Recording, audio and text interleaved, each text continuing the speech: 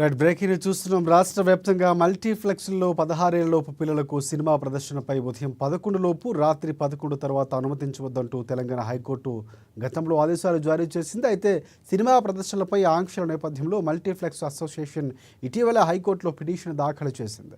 ఈ మేరకు ఈ పిటిషన్పై విచారణ చేపట్టిన ధర్మాసనం సంచలన తీర్పును వెలువరించింది. జనవరి 21 ఇచ్చిన ఉత్తర్వులు తాజాగా సవరిస్తూ 16 సంవత్సరాలలోపు పిల్లలను అన్ని షోలకు అనుమతించాలంటూ తీర్పును వెలువరించింది.